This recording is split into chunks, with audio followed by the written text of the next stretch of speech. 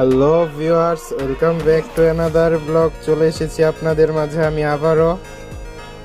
তো দেখতেই পাচ্ছেন একটা সীতাহারের কালেকশন, একজোড়া ইয়াররিং পেয়ার, সাথে একজোড়া চোর।